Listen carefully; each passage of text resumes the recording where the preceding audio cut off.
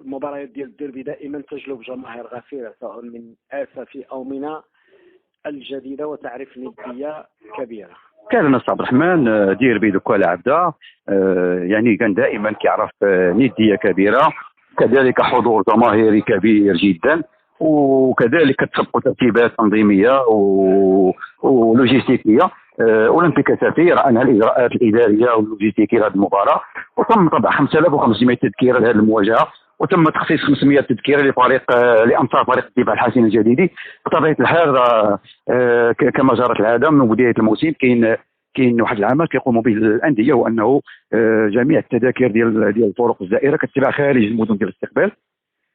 تقدر تكون الحصه ما تعجبش انصار الدفاع الحسين الجديدي، ولكن اولمبيك اسافي ربما تشبث حرفيا بالدوريه ديال الجامعه اللي كتحدد اما تذاكر 5% او يمكن رفعوها ل 10% بالتوافق مع الانديه ومع توافق الناديين بموافقه السلطات المحليه. اولمبيك اسافي هذه المباراه كيسعى العوده للانتصارات بعد هذه المباراه. غتكون امتحان حقيقي لأولمبيك اسافي الذي ظهر بوجهين خلال المباريات الأربعة الأولى، كان متألقا وسرعان ما بدأ نجمه يخفت في المباراة. كلام صحيح، راه أولمبيك اسافي في 4 مباريات الأولين حقق 10 النقاط، وفي 3 مباريات ديال الدورة السابعة حقق نقطة واحدة من تعادل مع فريق الجيش الملكي وهزيمتين، هزيمة داخل الديار أمام موليد وجدة وهزيمة خارج وهزيمة أخرى اللي كانت هي غير متوقعه. ولكن كاين اصرار وكاين هنا رغبه ديال جل مكونات الفريق، خاصه المكتب المديري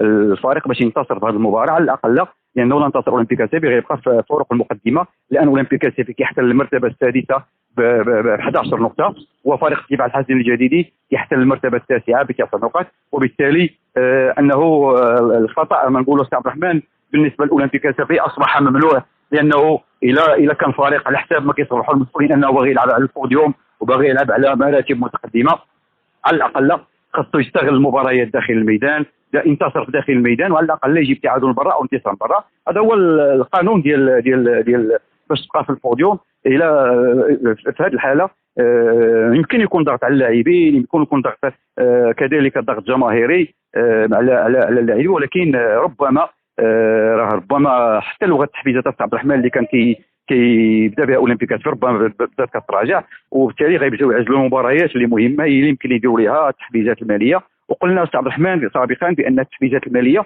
العداد ديال اللاعبين ربما راه استافدوا منح كبيره في بدايه الموسم. راه كاين لاعب استاذ عبد الرحمن اللي وصل 40,000 درهم، يعني بحال ما كتوصل 10,000 درهم 15,000 درهم، يعني ليس بالسهل مع بدايه الموسم. وبالتالي كنتمنى ان هذه التحفيزات ما تنعكش على خزينه الفريق، لانه على الاقل الفريق خصو يلتزم في ظل الازمه الماليه الصعبه اللي كيعيشها، لان كنعرفوا المداخيل ديال الفريق في تراجع مستمر.